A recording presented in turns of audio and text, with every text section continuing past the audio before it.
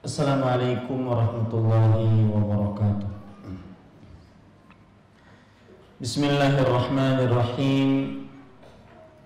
Innal hamdalillah nahmaduhu wa nasta'inuhu wa nastaghfiruh wa na'udzu billahi min shururi anfusina wa sayyiati a'malina. Man yahdihillahu fala mudilla lahu wa man yudlil fala hadiya lahu. Wa ashhadu an la ilaha illallah wahdahu la syarika lahu wa ashhadu anna Muhammadan abduhu wa rasuluh. Ya ayyuhalladzina amanu taqullaha haqqa tuqatih wa la tamutunna illa wa antum muslimun. Ya ayyuhan nasu taqu rabbakum alladhi khalaqakum min nafsin wahidah wa khalaqa minha zawjaha wa batha minhuma rijalan katsiran wa nisaa'a wattaqullaha alladhi tasaaluna bihi wal arham innallaha kana 'alaykum raqiba. Ya ayyuhalladzina amanu taqullaha wa qulu qawlan sadida yuslih lakum a'malakum wa yaghfir lakum dhunubakum wa man yuti'illaha wa rasulahu faqad faza fawzan 'azima. Amma ba'd, fa inna asdaqal hadithi kitabullah wa ahsanal hadi hadi Muhammadin sallallahu alaihi wa ala alihi wasallam wa syarrul umuri muhdatsatuha wa kullu muhdatsatin bid'ah wa kullu bid'atin dhalalah wa kullu dhalalatin finnar. Alhamdulillah, kita bersyukur pada Allah Subhanahu wa taala pada hari ini Kamis pagi menjelang siang 5 Sya'ban 1437 Hijriah kita duduk bersama mengkaji ayat-ayat suci Al-Quran dan hadis-hadis Rasul sallallahu alaihi wa ala alihi wasallam. Salawat dan salam semoga selalu Allah berikan kepada Nabi kita Muhammad sallallahu alaihi wa ala alihi wasallam, ada keluarga beliau, para sahabat serta orang-orang yang mengikuti beliau sampai hari kiamat kelak. Dengan nama-nama Allah yang husna dan sifat-sifatnya ulia, kita berdoa, Allahumma inna nas'aluka ilman nafi'an wa rizqan tayyiban wa amalan mutaqabbala. Wahai Allah, sesungguhnya kami mohon kepada Engkau ilmu yang bermanfaat, rezeki yang baik, dan amal yang diterima. Amin ya rabbal alamin. Ibu-ibu, saudari-saudari muslimah yang dimuliakan oleh Allah, kita di dalam kajian rutin Islam ilmiah setiap Kamis pagi menjelang siang, khusus untuk jamaah Masjid Imam Syafi'i dan seluruh kaum muslimat yang mengikuti kajian ini. Ibu-ibu, saudari-saudari muslimah yang dimuliakan oleh Allah Subhanahu wa taala, tema yang kita angkat pada kesempatan kali ini adalah yang berkaitan dengan muamalah, hubungan suami istri. Dan ini menunjukkan bahwa syariat Islam adalah syariat yang maha sempurna, tidak ada kekurangan sedikit pun padanya, karena Allah Subhanahu wa taala telah menyempurnakannya. Dan akhirnya karena telah sempurna, maka Allah Subhanahu wa taala pun meridhoinya. Allah Subhanahu wa taala berfirman di dalam surat Al-Maidah ayat 3, Al-yawma akmaltu lakum dinakum wa atmamtu alaikum ni'mati wa raditu lakumul Islam dina. Hari ini kusempurnakan bagi kalian agama kalian, kusempurnakan atas kalian nikmatku, dan kuridhai Islam sebagai agama. Imam Ibnu Katsir rahimahullahu taala ketika menafsiri ayat ini beliau mengatakan hadhihi akbaru ni'amillahi azza wa jal ala hadhihi al-ummah haitsu akmala ta'ala lahum dinahum. Ini adalah nikmat Allah Subhanahu wa taala yang paling besar terhadap umat ini, yang mana Allah Subhanahu wa taala telah menyempurnakan untuk mereka agama mereka. Fala yahtajuna ila dinin ghaira dinihim. Maka mereka tidak memerlukan agama selain agama mereka. Wala ila nabiyyin ghaira nabiyihim, dan tidak memerlukan nabi selain dari nabi mereka. Sekali lagi, tema yang kita pelajari pada pagi hari menjelang siang ini adalah yang berkaitan dengan muamalah, dan itu menunjukkan tentang keistimewaan agama Islam. Itu menunjukkan tentang kesempurnaan syariat Islam. Salah satu sifat dari syariat Islam, karakteristik dari syariat Islam adalah sempurna.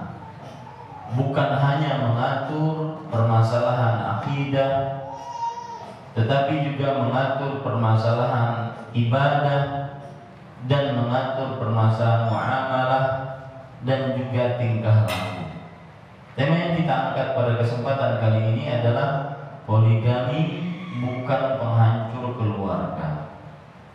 Tema ini, ibu-ibu, saudari-saudari muslimah yang dimuliakan oleh Allah Subhanahu wa taala, sengaja saya membicarakannya dan memilihnya disebabkan beberapa sebab.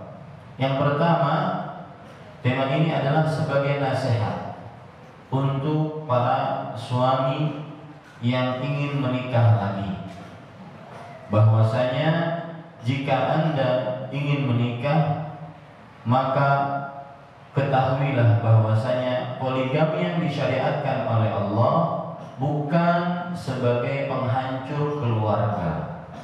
Karena sebagian ada yang berasumsi, bahkan mungkin mereka adalah orang-orang yang sudah mungkin mengaji. Ketika sang suami ingin menikah lagi, kemudian sang istri berat untuk menerimanya, kemudian sang istri akhirnya minta diceraikan oleh suaminya, maka sang suami dengan mudahnya menyatakan, ya sudah, kalau begitu kita cerai, masih banyak yang lain. It is easy, gitu saja kok repot. Ya, ada sebagian seorang suami yang berpikiran seperti ini. Maka poligami yang disyariatkan oleh Allah, yang dijalankan oleh Nabi Muhammad sallallahu alaihi wasallam dan oleh para sahabatnya, dan diterima baik oleh para sahabiah, wanita-wanita di zaman Rasulullah sallallahu alaihi wasallam, bukan poligami yang menghancurkan keluarga. Ini ibu, saudari-saudari muslimah, dan tema ini, poligami bukan penghancur keluarga, adalah juga nasihat bagi sebagian suami yang ingin menikah lagi, menambah kawan untuk istrinya, menambah kemanisan keluarga di tengah-tengah keluarga yang sudah manis tersebut. Maka sebagian ada yang berpikiran dari para suami bahwasanya jika saya sudah bisa menikah lagi, maka berarti saya bisa menaklukkan istri pertama. Saya berarti menang. Saya berarti adalah orang yang pemenang di antara laki-laki yang lain. Tema ini saya tujukan untuk memberikan nasihat kepada mereka-mereka ini. Tema ini juga saya tujukan untuk memberikan nasihat kepada seorang suami yang, mohon maaf, dia tidak mengetahui kapasitas dirinya, bahwa ketika dia ingin menikah lagi, maka dia harus juga memikirkan keadaan ekonomi yang dia miliki, kekuatan berjima yang dia miliki, dan kemampuan dia berbuat adil yang dia miliki. Karena itu adalah syarat-syarat yang harus ada tatkala seorang lelaki ingin menikah yang kedua atau ketiga atau keempat. Sebagian suami hanya berpikir bahwasanya alangkah indahnya merasakan tubuh perempuan yang lain selain istrinya yang disahkan dalam agama Islam. Alangkah indahnya begini, alangkah indahnya begini, tanpa dia memikirkan bahwasanya kalau seandainya dia hubungan pertama saja, hubungan dengan istri saja, dia kadang-kadang sudah tidak mampu dengan beberapa kali hubungan, ataupun dari sisi ekonomi dia seorang yang larat, miskin, banyak hutang, kemudian penghasilan tidak signifikan untuk baik, maka akhirnya ada orang-orang yang cuma berpikir hanya untuk kepuasan pribadi dan tidak memikirkan bagaimana kelanggengan keluarga, dua keluarga yang dituntut untuk dia sakinah, mawaddah dan rahmah setelah dia melakukan poligami. Tema ini juga saya berikan nasihat memberikan nasihat kepada sebagian suami yang merasa apabila dia sudah menikah yang kedua, maka dia lebih baik dari seorang lelaki yang menikah yang pertama, yang satu saja. Kalau seorang suami yang menikah dengan 3 istri merasa lebih baik daripada suami yang cuma menikah dengan 2 atau 1 istri. Yang suami menikah dengan 4 istri merasa lebih baik dengan suami yang hanya menikah dengan 3 atau 2 atau 1. Maka ini di samping dia memerlukan dalil secara ilmiah, dan saya sepengetahuan saya, mohon maaf jika ada hal yang tidak saya ketahui dan tolong diberitahu. Sepengetahuan saya tidak ada dalil dari Al-Quran dan hadis Rasul Sallallahu Alaihi Wasallam bahwa seorang yang berpoligami lebih utama dibandingkan yang tidak berpoligami. Ya. Kemudian tema poligami bukan penghancur keluarga, juga di samping ditujukan nasihat untuk para suami, juga ditujukan nasihat untuk para istri, bahwa sang istri ketika mendapati suaminya ingin menikah lagi diharamkan dengan keras untuk meminta cerai dengan sebab sang suami menikah lagi. Dan fatwa-fatwa para ulama begitu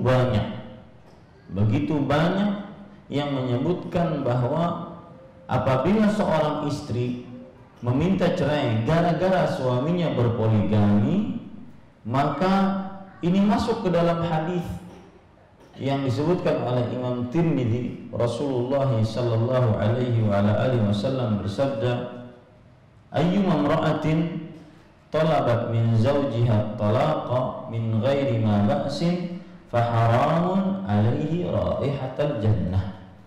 Wanita mana saja yang meminta talak tanpa sebab, maksudnya di sini tanpa sebab syar'i, maka haram atasnya mencium bau surga. Wanita yang seperti ini tatkala suaminya ingin menikah lagi, maka pengajian ini dengan tema ini adalah nasihat bagi mereka-mereka yang seorang suami mungkin dia mempunyai kemampuan ekonomi, kemampuan bersetubuh, kemampuan adil, kemudian dia ingin menikah, ingin memperbanyak ibadah dengan menikah lagi yang disyariatkan dalam Islam, Dan ingat ibu-ibu, saudari-saudari muslimah yang dimuliakan oleh Allah, bahwa berpoligami itu adalah salah satu jenis ibadah kepada Allah Subhanahu wa taala. Maka harus diperhatikan seorang perempuan jangan sampai masuk ke dalam jurang ini. Gara-gara dia hanya mengikuti perasaannya dan tidak mempertimbangkan kepada keluarga dan juga syariat Allah Subhanahu wa taala terutama. Tema ini, poligami bukan menghancur keluarga, adalah saya tujukan juga kepada seorang istri yang senantiasa apabila sang suami ingin berpoligami, dia bersuudzon kepada suaminya. Mana mungkin dia akan bisa adil, mana mungkin dia akan bisa berbuat baik kepada kita, mana mungkin dia pasti melupakan kami setelah dia ingat yang kedua. Maka ini ibu-ibu, saudari-saudari, tema ini adalah tujuannya untuk menasihati para istri yang suaminya mempunyai kemampuan untuk menikah, kemampuan ekonomi, kemampuan untuk menafkahi lahir dan batin, kemampuan untuk berbuat adil, tetapi tetap dilarang gara-gara bersuudzon kepada suaminya. Jadi tema ini sebenarnya adalah poligami bukan penghancur keluarga. Kita harus yakini baik-baik, poligami syariat Allah, dan syariat Allah bukanlah untuk menghancurkan keluarga. Baik nasihat ditujukan kepada para suami ataupun nasihat ditujukan kepada para istri. Ibu-ibu, saudari-saudari muslimah, oleh karenanya pada kesempatan kali ini saya ingin menyebutkan beberapa poin. Tema ini dibagi dalam beberapa poin. Silahkan dicatat. Yang pertama yaitu keutamaan menikah dan keutamaan menjaga kelanggengan pernikahan. Keutamaan menikah dan keutamaan menjaga kelanggengan pernikahan. Yang kedua yaitu tercelaknya perceraian, dan bahwasanya dia adalah salah satu target operasi iblis mengganggu manusia. Tercelaknya perceraian, dan bahwasanya dia adalah target operasi iblis mengganggu manusia. Kemudian yang ketiga yaitu nasihat untuk para suami yang ingin berpoligami. Dan yang keempat, nasihat untuk para istri yang ingin dipoligami oleh suaminya. Ibu-ibu, saudari-saudari muslimah yang dimuliakan oleh Allah Subhanahu wa taala, yang kelima, betul? Yang kelima yaitu syubhat yang disebutkan seputar poligami. Syubhat yang disebutkan seputar poligami. Ibu-ibu, saudari-saudari muslimah yang dimuliakan oleh Allah Subhanahu wa taala, poin pertama, keutamaan menikah dan keutamaan menjaga kelestarian pernikahan. Allah Subhanahu wa taala berfirman di dalam surat Ar-Rum ayat 21. Wa min ayatihi an khalaqa lakum min anfusikum azwajan litaskunu ilaiha wa ja'ala bainakum mawaddatan wa rahmah inna fi dzalika laayatin liqaumin yatafakkarun.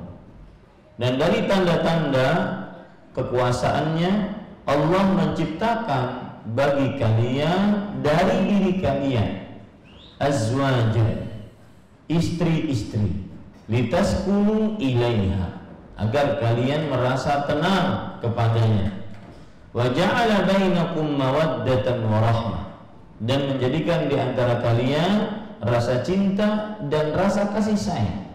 Inna fi dzalika laayatin liqaumin yatafakkarun. Sesungguhnya hal demikian adalah terdapat tanda-tanda kekuasaan bagi siapa yang mau berfikir.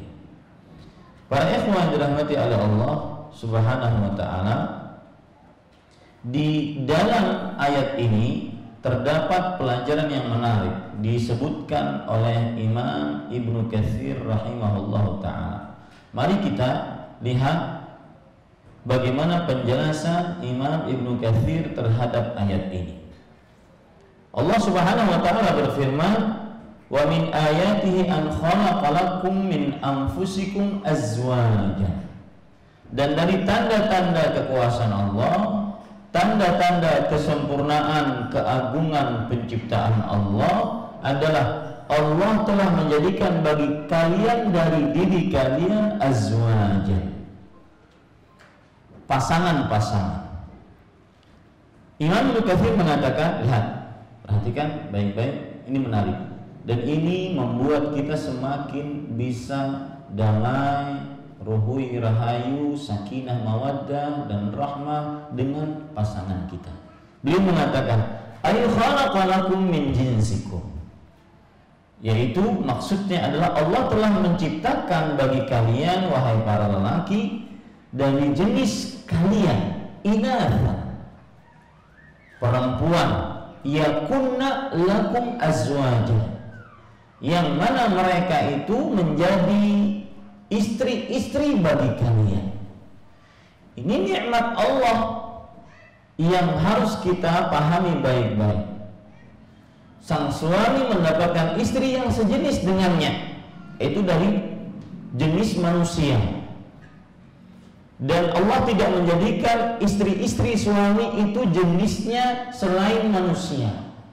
Itu nikmat tersendiri yang harus kita pupuk. Alhamdulillah istri saya manusia, alhamdulillah suami saya manusia. Kenapa? Karena dengan manusia tersebut akhirnya akan terjadi kesesuaian cepat. Ya, inatan yakunna lakum azwajan, perempuan-perempuan dari jenis kalian yang menjadi pasangan-pasangan bagi kalian wahai para suami. Untuk apa? Dijadikan oleh Allah istri yang merupakan jenis manusia, litaskunu ilaiha, agar kalian merasa tenang dengannya. Makanya saya sering berceloteh sambil bercanda di dalam pengajian bahwa semestinya seorang yang menikah, suami menikahi istrinya, istri yang menerima lamaran suaminya, maka pada saat itu langsung ada chemistry, langsung ada rasa tenang dengan perempuan ini, langsung ada rasa cinta kasih sayang dengan perempuan ini. Kenapa? Karena dia sejenis. Ya, coba kalau Allah mensyariatkan bukan dari jenis manusia, misalkan dari jenis hewan, susah ngomongnya. Ya nikah sama orang hutan, susah. Ya, atau jadi jenis jin, ini ngomong ternyata orangnya di belakang. Ya, ini kan susah. Maka saya katakan, jangan-jangan tatkala ada pasangan suami istri yang menikah tapi sering cekcoknya, sering terjadi pertikaian, perkelahian, pertengkaran, ini jangan-jangan salah satunya bukan jenis manusia.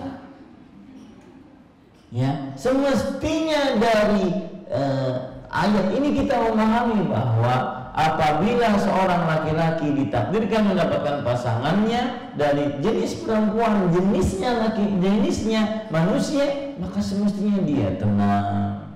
Ya, sebagaimana firman Allah dalam surat Al-A'raf ayat 189, "Huwallazi khalaqakum min nafsin wahidah wa ja'ala minha zawjaha liyaskuna ilaiha." Dialah Allah yang telah menjadikan bagi kalian dari satu jiwa sama jenisnya, dari tulang rusuk manusia sama jenisnya, wa ja'ala minha zawjaha, dan menjadikan darinya istrinya, liyaskuna ilaiha, agar tenang dengannya. Makanya coba perhatikan kata Imam Ibnu Katsir rahimahullah, walau annahu ja'ala bani adama kullahum dzukuran wa ja'ala inatha min jinsin akhar min ghairihi imma min jannin aw hayawanin lama hasala hadha al-ikhtilaf bainahum wa bainal azwaj. Kalau seandainya Allah menjadikan seluruh anak manusia laki-laki dan menjadikan perempuannya jadi jenis selain manusia, entah itu jin atau hewan, maka tidak akan tercipta rasa bersatu, rasa kangen, rindu, cinta, sayang di antara pasangan suami istri. Bal kanat tahsulu nafratan law kanatil azwaj min ghairil jins. Bahkan terjadi kesenjangan jika pasangan dari selain jenisnya. Thumma min tamami rahmatihi bi bani Adam an ja'ala azwajahum min jinsihim wa ja'ala bainahum wa bainahunna mawaddah wa hiya al-mahabbah wa rahmah wa hiya ar-ra'fah. Artinya, kemudian termasuk dari kesempurnaan rahmatnya Allah terhadap anak manusia adalah Allah menjadikan pasangan-pasangan mereka dari jenis yang sama. Ini kan kadang-kadang kurang dipahami oleh sebagian orang, ya. Sering bertengkar, sering cekcok, sering dalam masalah-masalah kadang-kadang remeh, ya, kadang-kadang remeh. Yang satu ingin iwaknya haruan, yang satu ingin iwaknya ayam, remeh. Yang satu ingin iwaknya nila bakubar, yang satu ingin iwaknya nila bapepes. Ya, yang satu ingin nasi banjar, yang satu ingin nasi rojol lele. Ya, lihat dalam permasalahan yang begitu remeh. Ya, mestinya ini tidak terjadi para ikhwan. Karena Allah menjadikan seorang lelaki mempunyai pasangan yang sejenis. Bahkan setelah itu Allah menyebutkan, dan Allah menjadikan di antara pasangan-pasangan tersebut mawaddah, wahiyal mahabbah, rasa cinta, warahmah, wahiyal ra'fah, rasa kasih. Ya, ini nikmat Allah yang kurang dipahami kadang-kadang sebagian pasangan suami istri, yang menjadikan rasa cinta Allah, yang menjadikan rasa kasih Allah. Makanya ada seorang suami pernah curhat kepada saya, 2 tahun Ustaz, saya berhadapan dengan istri saya, dia masih tidak bisa move on, masih ingat pacar lamanya. Apa yang beliau lakukan sang suami? Ini cerita nyata, hakiki. Yang beliau bisa lakukan cuma sholat malam, berdoa. Istrinya, ya, setiap kali mendengar lagu kenangan menangis. Ya, diajak makan oleh suaminya, ternyata di warung tersebut menyetel lagu kenangan, nangis. Sambil makan gancang juga makannya. Ibu-ibu, saudari-saudari muslimah yang dimuliakan oleh Allah Subhanahu wa taala. Jadi, ya, rasa cinta, maka itu nikmat Allah. Maksud saya adalah tatkala Anda belum dapat rasa cinta yang maksimal dari suami Anda, sang suami belum dapat rasa cinta yang maksimal dari istri Anda, maka minta kepada yang menciptakan mawaddah. Mawaddah bukan kawan SD, bukan. Mawaddah adalah rasa cinta maksudnya. Yang menciptakan mawaddah dan menciptakan rahmah. Minta kepada Allah Subhanahu wa taala. Ada seorang perempuan menikah dengan seorang lelaki, tetapi serumah tapi tidak sekamar. Wah, ini bagus jadikan judul kajian, serumah tidak sekamar. Ini sinetron dengan ya, serumah tidak sekamar. 15 tahun curhat, 15 tahun serumah tidak sekamar. Ini saya takut jangan-jangan yang menjadi suami atau menjadi istrinya bukan dari jenis manusia. Kenapa? Kok bisa 15 tahun serumah tapi tidak sekamar? Jadi mereka serumah hanya sekedar karena ingin membesarkan anak. Subhanallah. Ini pernikahan gaya apa? Pernikahan bukan gaya manusia. Ya, maka pesan penting dari ayat ini, jika Anda belum benar-benar sakinah, mawaddah dan rahmah di tengah keluarga Anda, minta kepada Sang Pemberi sakinah, mawaddah dan rahmah. Minta kepada Allah Subhanahu wa taala. Lihat, kemudian Al-Hafidz Ibnu Katsir rahimahullah mengatakan, "Fa inna ar-rajula yumsikul mar'ata imma li mahabbatihi laha." Sesungguhnya seseorang menahan istrinya, dia ingin si perempuan ini tetap jadi istrinya karena kecintaannya kepada sang istri tersebut, aw li rahmatin biha, atau karena kasih kepada istrinya ini. Dan ingat Bu, ada beda antara cinta dengan kasih sayang. Tidak semua orang mencintai, kadang-kadang tidak mengasihi. Yang mengasihi tidak mesti dia cinta. Yang diharapkan dari keduanya adalah rasa cinta dan kasih sayang. Seorang suami ingin minta dilayani oleh istri yang di atas ranjang, meskipun sang istri baru pulang dari sawah, rigat batis, rigat tangan, handap pipis, tidak dibiarkan. Layani saya dulu. Ini namanya seorang suami cuma punya rasa cinta, tidak punya kasih sayang. Ya, ini ibu-ibu, saudari-saudari muslimah yang dimuliakan oleh Allah Subhanahu wa taala. Kenapa sang laki-laki ini sangat ingin perempuan ini selalu bersamanya, istrinya ingin selalu bersamanya? Ada dua sebab disebutkan oleh Imam Katsir. Imma li mahabbatihi, karena rasa cintanya, atau li rahmatin biha, karena mengasihinya. Ini menunjukkan bahwa rasa cinta dan kasih sayang beda. Bi an yakuna laha minhu walad, yaitu seorang lelaki, mengapa dia kasih kepada istrinya? Karena dia mendapatkan anak dari si perempuan tersebut. Seperti misalkan Rasulullah SAW ketika Aisyah radhiyallahu anha cemburu kepada Khadijah, kata Aisyah radhiyallahu anha, Khadijah, ya, Khadijah, maksudnya selalu Khadijah, yang muda perawan ada di samping memikirkan Khadijah. Maka beliau mengatakan, inni ruziqtu hubbaha, aku ditakdirkan mencintainya. Kenapa? Karena dari Khadijah aku mendapatkan anak. Lihat, benar yang dikatakan oleh Imam Katsir. Seorang suami, dia, makanya ibu-ibu coba perhatikan, kadang-kadang ada laki-lakinya ganteng, istrinya biasa saja, ya, istrinya biasa saja, bahkan cenderung mungkin tidak biasa, tapi dia sangat cinta kepada istrinya. Kenapa? Karena dia mendapati anak dari istrinya. Subhanallah. Ini ibu-ibu, saudari-saudari muslimah. Al-muhtajatun ilaihi fil infaq, artinya atau sang istri sangat memerlukan kepada suaminya sehingga timbul rasa cinta. Sang istri memerlukan suaminya dalam perihal nafkah, dalam perihal kasih sayang, timbullah rasa cinta. Ini yang akhirnya Allah mengakhiri ayat ini, inna fi dzalika laayatin liqaumin yatafakkarun. Sesungguhnya hal-hal itu semua tanda-tanda kekuasaan Allah bagi orang-orang yang mau berfikir.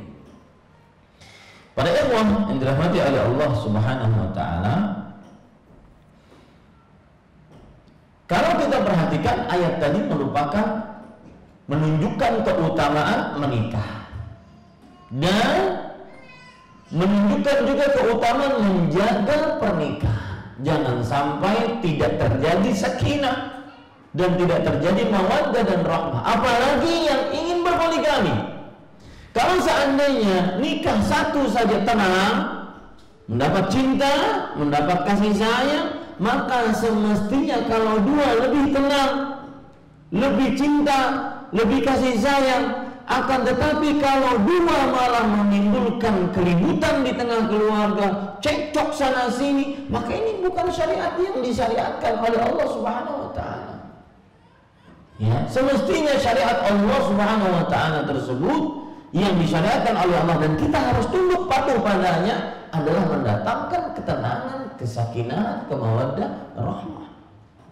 Nah, ini yang perlu diperhatikan. Ya. Jam 11:30 malam seorang perempuan nelfon, "Ustaz, tolong dulu. Suami ingin menikah lagi. Lebih baik ulun cerai saja. Anak-anak ibu bagaimana? Kada tahu ulun, pokoknya ulun cerai aja." Ya, ini kan yang disyariatkan oleh Allah. Tidak kan?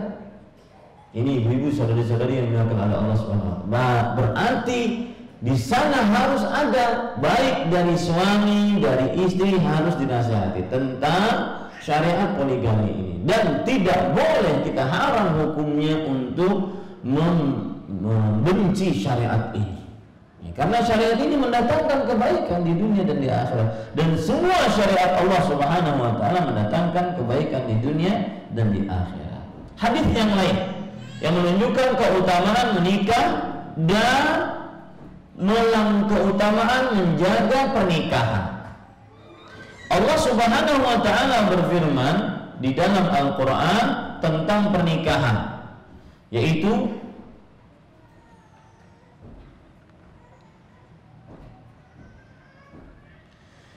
di dalam surat An-Nisa ayat 21. Dalam surat An-Nisa ayat 21. Surat An-Nisa ayat 154. Surat Al-Ahzab ayat 7. Ayat-ayat ini menunjukkan pernikahan adalah perjanjian yang berat, yang agung. Ya, makanya menjaganya diwajibkan. Jangan sampai sedikit-sedikit cerai, sedikit-sedikit tercerai-berai di antara pasangan suami istri. Lihat Allah Subhanahu wa taala berfirman dalam surah An-Nisa ayat 21, "Wa kaifa ta'khudunahu wa qad afdha ba'dukum ila ba'd wa akhadna minkum mitsaqan ghalidha." Dan bagaimana kalian mengambilnya padahal kalian telah melakukan hubungan sebagian di antara sebagian yang lain, dan kalian mengambil dari mereka mitsaqan ghalidhan. Mitsaqan ghalidhan di sini maksudnya adalah perjanjian yang berat, yaitu pernikahan. Di sini Rasulullah, Allah Subhanahu wa taala menyebutkan bahwasanya nikah adalah mitsaqan ghalidhan. Dan perhatikan para ikhwan yang dirahmati oleh Allah Subhanahu wa taala, perkataan para ahli tafsir di antaranya Ar-Rabi' bin Anas pada ayat ini. Akhadtumuhunna bi amanatillah wastahlaltum furujahunna bi kalimatillah. Kenapa nikah disebut mitsaqan ghalidhan? Perhatikan ini, istri yang sering memanas-manasi suaminya, sedikit bercekcok langsung, sudah pisah aja kita. Wani kada? Ini perhatikan yang sering manas-manasi lakinya. Ya, perhatikan. Nikah itu disebut oleh Allah mitsaqan ghalidhan. Ya, sebagai pernikahan, perjanjian yang berat. Lihat, Allah Ar-Rabi' bin Anas menyatakan dalam ayat ini, kalian mengambil perjanjian dari perempuan tersebut dengan amanah Allah dan menghalalkan, kalian wahai para lelaki menghalalkan, ya, kemaluan perempuan tersebut dengan kalimat Allah, yaitu kalimat Allah pada pernikahan. Para ikhwan yang dirahmati oleh Allah Subhanahu wa taala. Makanya Rasulullah SAW bersabda seperti itu, istausu bin nisa'i khairan. Aku wasiatkan kalian untuk berbuat baik kepada para wanita. Fa innakum akhadtumuhunna bi amanillah wastahlaltum furujahunna bi kalimatillah. Sesungguhnya kalian mengambil mereka sebagai istri kalian dengan amanah dari Allah. Istri itu amanah. Ini kalau laki-laki hadir dan mendengar, maka harus dipahami baik-baik bahwa istri itu adalah amanah. Jangan mudah-mudah menceraikan, ya. Sedikit-sedikit bilang cerai, sedikit-sedikit bilang cerai. Hati-hati, makan jengkol ceraikan, makan jaring cerai. Subhanallah, tersiksanya istri seperti ini. Ya, sedikit-sedikit cerai. Karena kita mengambilnya dengan amanah pada Allah Subhanahu wa ta'ala. Furujahunna, dan kalian menghalalkan kemaluan-kemaluan perempuan tersebut dengan kalimat Allah. Sebagian ada yang menafsiri bahwasanya kalimat Allah itu adalah ucapan tasyahud tatkala khutbah nikah. Innal hamdalillah nahmaduhu wa nasta'inuhu wa nastaghfiruh wa na'udzu billahi min syururi anfusina wa min sayyiati a'malina man yahdihillahu fala mudilla lahu wa man yudlil fala hadiya lahu wa asyhadu an la ilaha illallah. Itu di dalam khutbah nikah disebutkan ada tasyahud. Sebagian ada yang menafsiri seperti itu. Intinya yang kedua bahwasanya ayat ya keutamaan menikah terlihat dari ayat-ayat ini.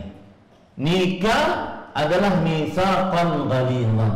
Keutamaan menikah dan menjaga hidupnya pernikahan tersebut. Jangan sampai terjadi perceraian. Kemudian para ikhwah yang dirahmati oleh Allah Subhanahu wa ta'ala, kalau kita perhatikan hadis-hadis Rasul sallallahu alaihi wasallam yang menunjukkan keutamaan menikah, di antaranya yaitu sebuah hadis yang diriwayatkan oleh Imam Tirmidzi dari Abu Hurairah radhiyallahu anhu, dan hadisnya dihasankan oleh Imam Albani rahimahullah. Rasulullah sallallahu alaihi wasallam bersabda, "Thalathatun haqqun 'ala Allah 'aunuhum." 3 orang yang berhak Allah menolong mereka. Ini pasti ditolong oleh Allah. Yang pertama, al-mujahidu fi sabilillah, orang yang berjihad di jalan Allah. Yang kedua, wal mukatibu alladhi yuridul ada, seorang budak yang ingin memerdekakan dirinya, dia harus bayar dirinya. Ya, dia harus membayar dirinya. Ini pasti ditolong oleh Allah. Yang kedua, yang ketiga, wan nakihul ladzi yuridul afaf, seorang yang menikah yang menginginkan menjaga kesucian kemaluannya. Ini pasti ditolong oleh Allah Subhanahu wa ta'ala. Maka dari hadis ini kita ambil pelajaran, di sini keutamaan menikah dan menjaga pernikahan tersebut. Dan ini sindiran, hadis ini sindiran bagi orang-orang yang kadang-kadang ingin bercerai gara-gara suaminya mungkin kurang penghasilannya, gara-gara suaminya mungkin tersempit keadaan ekonominya, ya, ingin bercerai. Maka ini sindiran bahwa Allah akan menolong. Ya, ibu-ibu sadari-sadari muslimah yang dimuliakan oleh Allah Subhanahu wa ta'ala. Kemudian perhatikan lagi hadis yang kedua tentang keutamaan menikah. Hadis riwayat Bukhari dan Muslim dari Anas bin Malik radhiyallahu anhu. Sebelum saya lanjutkan, bahkan ada ibu-ibu sadari-sadari muslim, ada sebagian perempuan, kita mau akui tidak akui, ada sebagian perempuan yang kadang-kadang dia mencintai suaminya hanya karena hartanya.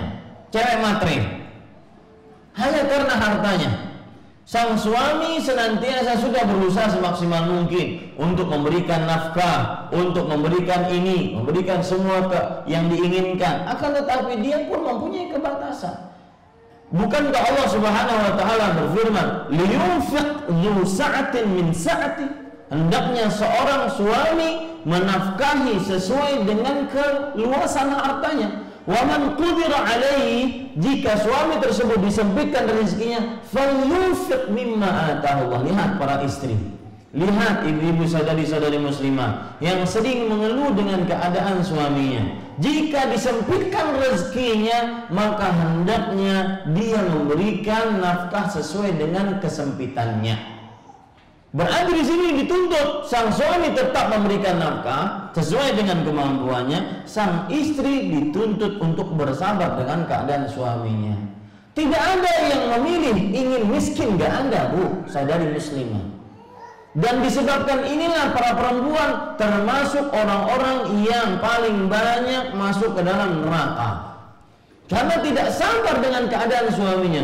Tukfirnal la'an, sering memperbanyak cacian, terutama kepada suaminya, yang meremehkan suaminya, merendahkan suaminya. Padahal suaminya sudah benar-benar ingin membahagiakan istrinya. Dia pun kalau ditanya, kamu milih miskin atau kaya? Dia pasti ingin yang berkecukupan, yang kaya, agar bisa membahagiakan istrinya. Tapi dia sudah berusaha, tidak bisa mendapatkan sesuatu yang dia lebih daripada yang dia dapatkan sekarang. Itu kalau seandainya sang istri mendapatkan suami seperti itu. Bagaimana kalau sang istri sudah mendapatkan suami yang luar biasa, suami yang kaya raya, suami yang berkecukupan, semua keperluan dan permintaannya diiyakan, tapi masih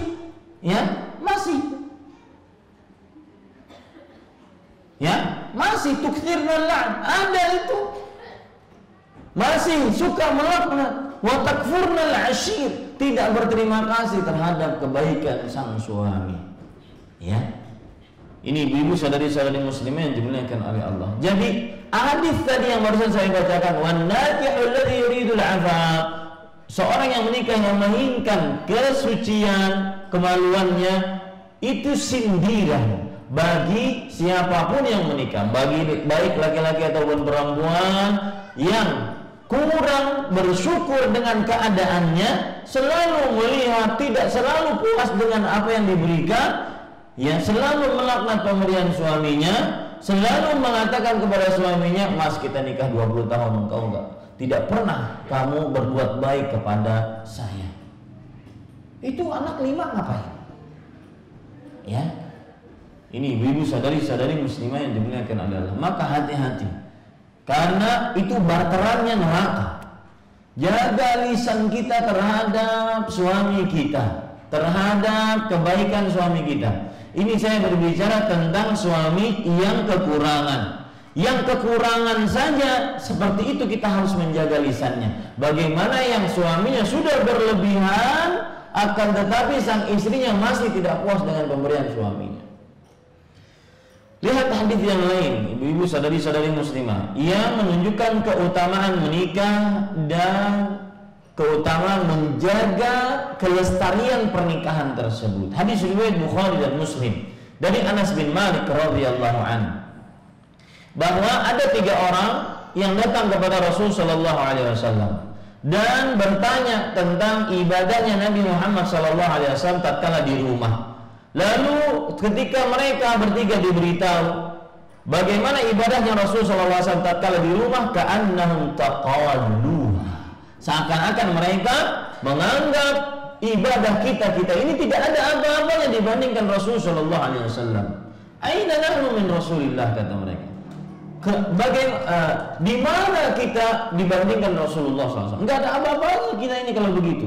Maka yang satu mengatakan, ana asumud dahra wa la uftir, aku berpuasa sepanjang tahun tidak pernah berbuka. Yang satu mengatakan, ana a'tazilun nisa fala atazawwaju abadan, aku menjauhi perempuan, tidak mau menikah selamanya. Yang satu mengatakan, ana usallil laila abada, aku sholat malam sepanjang tahun, tidak pernah tidak sholat malam. Datanglah Rasulullah SAW dan mengatakan, antumul ladzina qultum kada wa kada, kalian yang mengatakan seperti ini, ama wallahi inni la akhsyakum wa atqakum lah, lakinni asum wa uftir wa usalli wa arqud wa atazawwajun nisa. Demi Allah, sesungguhnya aku adalah orang yang paling takut dan paling bertakwa di antara kalian kepada Allah Subhanahu wa ta'ala. Tapi aku puasa, aku juga berbuka, aku sholat, aku juga tidur, aku menikahi perempuan, tidak menjauhinya. Maka barang siapa yang membenci sunnahku, maka dia bukan dariku. Ini menunjukkan, hadis ini menunjukkan keutamaan menikah. Dia adalah sunnah Rasul sallallahu alaihi wa ala alihi wasallam. Para ikhwan yang dirahmati oleh Allah Subhanahu wa ta'ala, Lihat lagi keutamaan menikah yang lain. Ini semua saya sebutkan sebagai muqaddimah dalam tema kita, poligami bukan penghancur keluarga, agar nanti jika ada terjadi poligami, baik sang istri jangan cepat-cepat mengambil asumsi buruk terhadap suaminya. Sang suami jangan memaksakan kehendak kalau menghancurkan keluarga. Ya. Karena pernikahan dianjurkan. Adanya suami istri sangat dituntut di dalam kehidupan umat Islam, ya. Bukan yang dianjurkan adalah perceraiannya. Dan poligami tidak mengakibatkan kehancuran keluarga. Ingat itu baik-baik, baik para istrinya ataupun suaminya. Ya. Coba perhatikan hadis yang diriwayatkan oleh Imam Hakim dalam kitabnya Al-Mustadrak dan Imam At-Tabarani dalam kitabnya Al-Mu'jamul Awsat. Hadisnya dihasankan oleh Imam Albani rahimahullah an Anas radhiyallahu anhu anna Rasulullah sallallahu alaihi wa alihi wasallam qala man razaqahu Allahu imra'atan salihatan faqad a'anahu ala syatri dinihi falyattaqillaha fi syatri tsani. Rasulullah sallallahu alaihi wasallam bersabda, barang siapa yang diberikan rezeki oleh Allah istri yang salihah, maka sungguh Allah telah menolongnya untuk setengah agamanya. Maka bertakwalah kepada Allah di setengah yang lain. Ini para ikhwan yang dirahmati oleh Allah Subhanahu wa taala. Ini menunjukkan keutamaan menikah. Bahwa dengan menikah setengah dari agama kita sudah terpenuhi. Tinggal kita menyempurnakan setengah yang lain dengan menunjukkan syariat-syariat yang lain. Makanya jangan sampai poligami tersebut menghancurkan pernikahan. Ya, karena kalau hancur pernikahannya, maka nanti setengah ini akan hancur. Belum tentu setengah yang lain terpenuhi. Jadi dua-duanya hancur.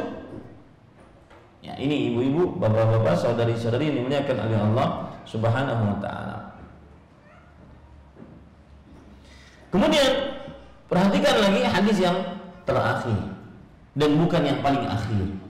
Karena masih banyak keutamaan-keutamaan menikah yang menunjukkan kita harus mempertahankan kelestarian pernikahan tersebut. Kita harus mempertahankan bagaimana pernikahan tersebut langgeng sampai nyawa terpisah dari badannya, ruh terpisah dari badannya. Hadis riwayat Bukhari dan Muslim. Rasulullah sallallahu alaihi wasallam bersabda, "Ya ma'syarasy syabab, man istata'a minkumul ba'ata falyatazawwaj fa innahu aghaddu lil basar wa ahsanu lil farj." Wahai para pemuda, barang siapa di antara kalian yang mampu al-ba'ah, menafkahi lahir batin, maka hendaklah dia menikah. Sesungguhnya itu menundukkan pandangan, menjaga kemaluan. Lihat, di sini kalau seandainya berpoligami kemudian menghancurkan keluarga, tidak terjaga pandangan, tidak terjaga kemaluan. Makanya saya katakan poligami bukan penghancur keluarga, dia syariat Allah Subhanahu wa taala yang penuh dengan rahmat, kasih sayang, hikmah dan ilmu Allah Subhanahu wa taala. Ini nasihat demi Allah saya tujukan kepada dua sisi, baik kepada suaminya ataupun kepada istrinya. Ya, karena poligami itu syariat Allah yang mulia, sebagaimana syariat-syariat lainnya yang penuh dengan hikmah dan juga penuh dengan ilmu dari Allah Subhanahu wa taala. Kemudian poin yang kedua sekarang, yaitu tercelaknya perceraian. Ibu-ibu saudari-saudari muslimah yang dimuliakan oleh Allah, perceraian tercela dari beberapa sisi dalam agama Islam. Allah Subhanahu wa taala di dalam Al-Qur'an menyebutkan dalam surat An-Nisa Al-Baqarah ayat 102. Ilmu yang pertama kali dipelajari oleh pengikut-pengikut iblis dan syaitan adalah ilmu bagaimana menceraikan suami istri. Ya, Allah Subhanahu wa taala berfirman, wa fayata'allamuna minhuma ma yufarriquna bainal mar'i wa zawjihi wa ma hum bidarrina bihi min syai' illa biidznillah. Dan mereka orang-orang yang belajar sihir, mereka mempelajari sihir dari kedua malaikat tersebut, Harut dan Marut. Ilmu sihir yang memisahkan antara suami dan istri. Subhanallah. Lihat, tercelanya perceraian dari sisi ini, bahwa ilmu yang pertama kali dipelajari oleh pengikut-pengikut iblis dan syaitan, para tukang sihir, tukang santet, tukang guna-guna, tukang pelet, adalah bagaimana memisahkan antara suami istri. Dan ilmu tersebut diharamkan disebabkan beberapa sebab. Yang paling utama adalah karena di dalamnya meminta kepada jin, bukan kepada Allah, dan itu termasuk kesyirikan. Yang kedua, di dalamnya terdapat kezaliman. Suami istri yang asalnya sakinah, mawaddah dan rahmah, gara-gara kena pelet, guna-guna, santet, akhirnya melihat suaminya seakan makhluk dan musuhnya yang paling buruk. Melihat istrinya seakan wanita yang paling dia benci dan semisalnya. Ini terlihat buruknya dan tercelaknya perceraian dari sisi ini. Kemudian ibu-ibu saudari-saudari muslimah yang dimuliakan oleh Allah Subhanahu wa taala, terlihat buruknya perceraian dari sisi, yaitu ibu-ibu saudari-saudari muslimah yang dimuliakan oleh Allah Subhanahu wa taala, bahwa syaitan target operasinya adalah membuat perceraian. Dan ini salah satu langkah-langkah syaitan mengganggu manusia. Ya, syaitan target operasinya adalah membuat perceraian, sebagaimana hadis riwayat Imam Muslim. Inna syaitan yab'atsu saraya. Sesungguhnya syaitan mengutus pasukan-pasukannya agar inna iblis yad'u arsyahu 'alal ma' thumma yab'atsu saraya. Sesungguhnya iblis meletakkan arasnya di atas air. Kemudian iblis mengutus pasukan-pasukannya. Ya, iblis mengutus pasukannya. Lalu Rasulullah sallallahu alaihi wasallam bersabda, fa'a'adhamuhum fa'adnahum minhu manzilatan a'adhamuhum fitnah. Yang paling dekat kedudukannya dengan iblis, yang paling besar godaannya terhadap manusia. Yang paling besar godaannya terhadap manusia. Lalu datang salah satu pasukan iblis. Kemudian dia mengatakan, laqad fa'altu kadza wa kadza. Aku telah menggoda manusia ini dan ini. Maka kata iblis, ma fa'alta syai'an. Kamu belum melakukan apa-apa. Maka lalu datang yang lain mengatakan, laqad ma taraktu hatta farraqtu bainahu wa baina imra'atihi. Aku tidak tinggalkan manusia ini sampai aku memisahkan antara dia dengan istrinya. Maka para ikhwah dan akhwat, ibu-ibu saudari-saudari muslimah, iblis akhirnya mengatakan, ni'ma anta, engkau adalah pasukanku yang terbaik. Engkau adalah pasukanku yang terbaik. Akhirnya iblis pun memeluk pasukan tersebut. Ya, iblis pun memeluk pasukan tersebut. Ini menunjukkan bahwa iblis salah satu langkah-langkahnya memisahkan antara suami istri. Padahal Allah Subhanahu wa taala berfirman dalam Al-Qur'an, "Ya ayyuhalladzina amanu la tattabi'u khutuwati syaitan." Wahai orang yang beriman, janganlah kalian ikuti langkah-langkah syaitan. Kenapa? Tidak boleh mengikuti langkah-langkah syaitan. Wa man yattabi' khutuwati syaitan fa innahu ya'muru bil fahsya' wal munkar. Siapa yang mengikuti langkah-langkah syaitan, maka ia memerintahkan kepada perbuatan fahsya dan munkar. Tidak dilakukan lagi, baik secara dalil atau realita di masyarakat, di tengah kehidupan kita, bahwa jika terjadi perceraian ada zina, terjadi perceraian ada perselingkuhan, itu pasti, ya, karena dia langkah-langkah syaitan. Iblis tidak mau agar seorang suami mendapatkan selalu pahala sedekah ketika dia menggauli istrinya yang sah dengan Islam, dengan secara Islam.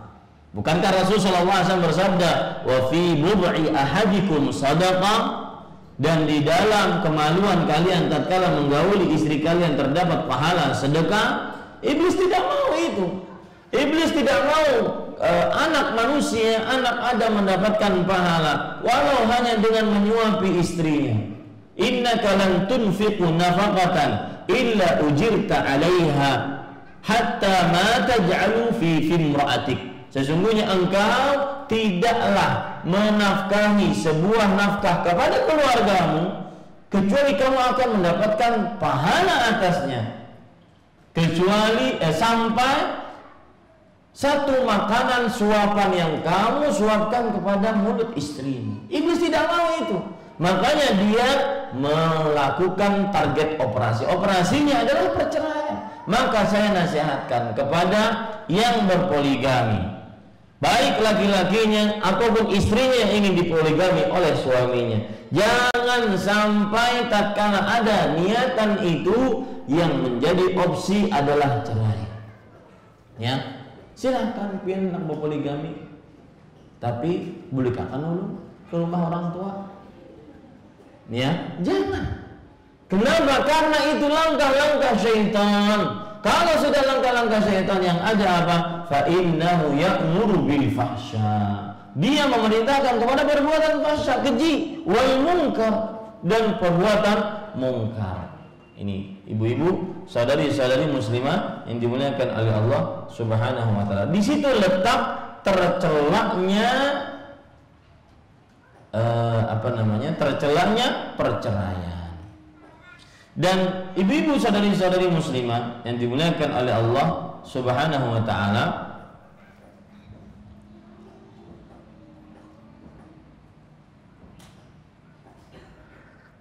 kata tercela perceraian di sini bukan berarti dia diharamkan dalam Islam. Kalau memang sudah tidak bisa dipertahankan keluarganya dan harus cerai, maka dia harus memilih yang itu, cerai tersebut.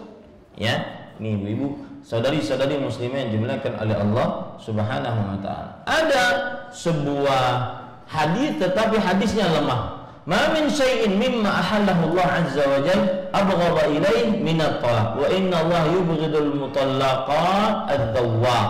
Artinya, tidak ada sesuatu yang dihalalkan oleh Allah azza wa jalla kecuali yang dimurkainya kecuali talak, dan sesungguhnya Allah membenci al-mutallaq ad-dawwaq, wa laki-laki yang suka mentalak dan hanya mencicipi istri-istrinya. Habis digauli talak, besok digauli talak lagi. Ini tidak dibenarkan, dan hadisnya, ya, hadis seperti ini adalah hadis yang lemah.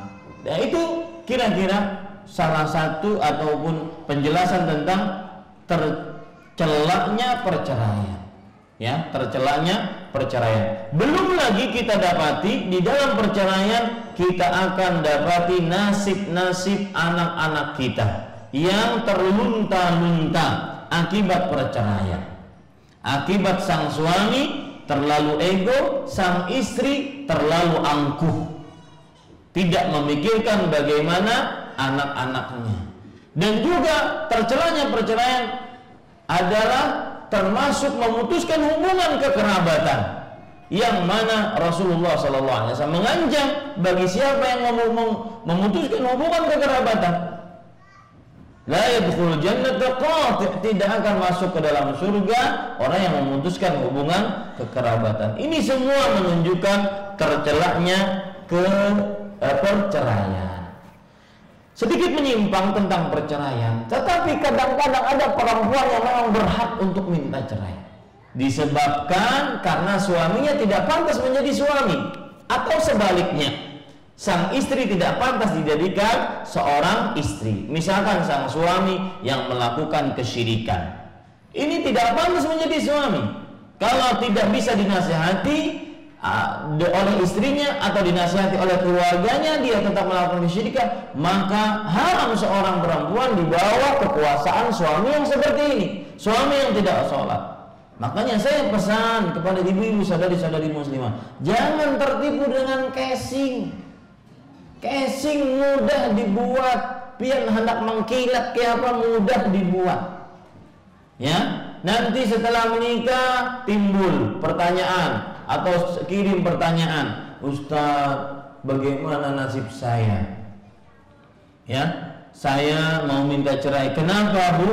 Karena suami saya tidak sholat. Dari pertama sudah salah langkah. Yang dia pikirkan hanya perkara keduniawian saja. Motornya, mobilnya, rumahnya, wajahnya, tidak memikirkan agamanya dan akhlaknya. Ya, ini ibu-ibu, saudari-saudari muslimah. Dan ini sangat disayangkan sekali. Wanita-wanita yang sudah mengaji, apalagi yang sudah mengaji sunnah, mengaji Al-Quran dan hadis, dipahami oleh para salafus saleh, tapi masih dunia oriented.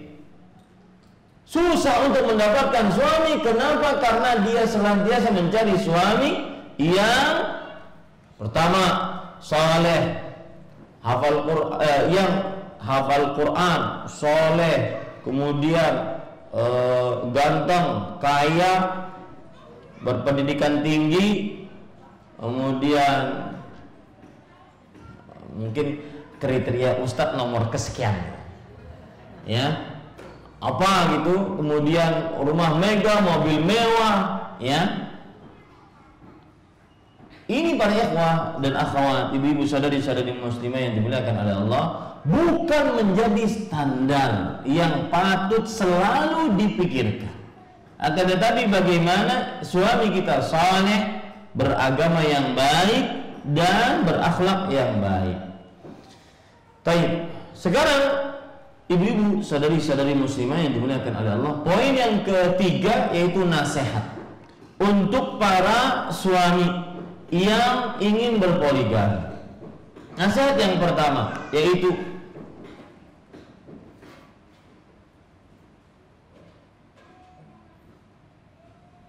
bagi para suami yang ingin berpoligami, maka dia harus berpikir bahwasanya dia sedang beribadah kepada Allah Subhanahu wa ta'ala. Dia meyakini dia sedang beribadah kepada Allah Subhanahu wa ta'ala. Maka poligami ketika dia anggap itu sebagai ibadah kepada Allah, dia berarti harus ikhlas dan sesuai dengan petunjuk Rasul sallallahu alaihi wasallam. Kenapa? Karena dia melakukan sebuah syariat, dan syariat yang dihalalkan oleh Allah Subhanahu wa taala. Fankihu ma taba lakum minan nisa mathna wa thulatha wa rubah. Nikahilah bagi kalian yang baik-baik dari perempuan, 2 atau 3 atau 4. Ini menunjukkan disyariatkannya berpoligami. Maka ketika Anda, wahai para suami, ingin berpoligami, nasihat pertama adalah ketahui bahwa itu poligami bukan untuk kesenangan duniawi. Itu ibadah, dan ibadah tersebut akan dimintai pertanggungjawaban darinya. Makanya seperti yang saya ucapkan tadi, nasihat pertama, dia adalah ibadah dan akan dimintai pertanggungjawaban oleh Allah Subhanahu wa taala. Bukan hanya sekedar kesenangan duniawi, kelezatan bersetubuh dengan perempuan, bukan, akan tetapi dia ibadah yang akan dimintai pertanggungjawaban oleh Allah Subhanahu wa taala. Maka berbuat baiklah kepada perempuan-perempuan yang Anda nikahi. Kemudian ibu-ibu, saudari-saudari muslimah, nasihat yang kedua untuk suami yang berpoligami, tahu dirilah. Ya, tahu dirilah ketika kita ingin berpoligami. Lihat syarat-syarat orang yang berpoligami, diantaranya yaitu dia harus mempunyai kemampuan secara finansial. Jangan sampai menelantarkan keluarganya, baik yang pertama ataupun yang kedua. Jikalau seandainya keluarga pertama dia tidak mampu dan bahkan mungkin kekurangan, bahkan mungkin terlantar, maka dia harus berpikir keras lagi bahwa ibadah poligami yang dia lakukan tersebut apakah ingin beribadah kepada Allah atau hanya sekedar kesenangan pribadi. Karena di dalamnya terdapat tanggung jawab, di dalamnya terdapat kewajiban menafkahi keluarga, bukan sekarang kepada satu keluarga tetapi kepada dua keluarga yang akan dia nafkahi. Lihat, tahu diri dia, lihat kemampuan ekonominya, dan tahu diri pula lihat dalam keadaan kekuatan kelaki-lakiannya untuk bergaul dengan perempuan. Karena Rasulullah SAW dan sebelumnya Allah Subhanahu wa taala menyebutkan bahwasanya harus adil. Dan salah satu jenis keadilan adalah keadilan kepada pasangan-pasangan dalam penggiliran, dalam berhubungan badan. Jika tidak adil, maka pada saat itu seorang perempuan, seorang suami harus memikirkan, jangan cuma dia mau enaknya saja, tetapi dia harus berpikir bagaimana adil dalam melakukan hubungan badan tersebut. Ya, ada sebagian seorang suami kadang-kadang dilecehkan oleh istrinya ketika dia menggilir istrinya yang lain. Datang kepada istrinya yang kedua, maka uyuhkah sudah di sana? Ya, habiskah sudah dari sana? Ya, dia harus tahu kemampuan dirinya. Kalau memang dia kemampuannya hanya sebatas, tadi pagi saya membaca tulisan dari Ustadz Firanda Hafizahullah tentang poligami. Beliau mengatakan maknanya seperti ini: wahai istriku, engkau adalah rembulan yang sangat indah. Wahai istriku, engkau adalah wanita yang terbaik untukku, dan aku akan selalu siap untuk menyinarimu. Tetapi, kata beliau seperti ini, tetapi biarkanlah bintang-bintang yang lain pun juga ingin merasakan sinarku.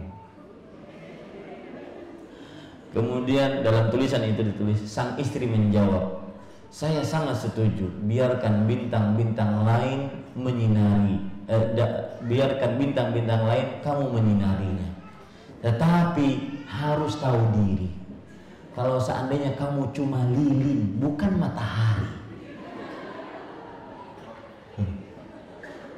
kalau seandainya cuma lilin, cuma cukup untuk satu orang, ya, lilinnya pun habis itu terbakar, bukan matahari yang bisa menyinari semua, maka harus tahu diri ya para ikhwah yang dirahmati oleh Allah Subhanahu wa taala. Nasihat yang ketiga, para ikhwah, Bapak, Ibu, saudara-saudari, untuk suami yang ingin menikah lagi, maka nasihat yang ketiga adalah seperti yang saya sering ulang-ulang. Poligami bukan menghancurkan keluarga.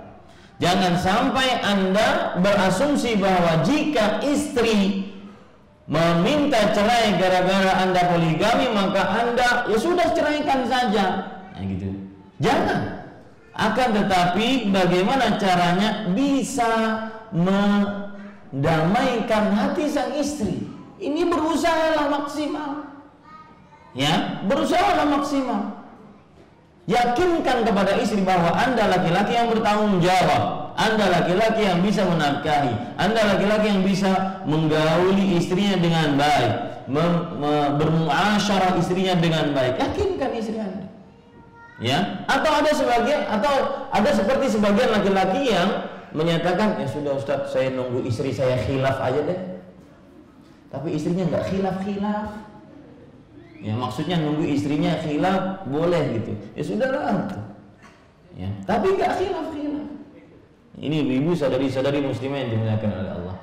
Poligami bukan menghancurkan keluarga, tetapi dia malah melanggengkan keluarga. Ingat itu baik-baik wahai para suami yang ingin berkeluarga. Karena Allah berfirman, min ayati an khalaqalakum min anfusikum azwajan litaskunu ilaiha.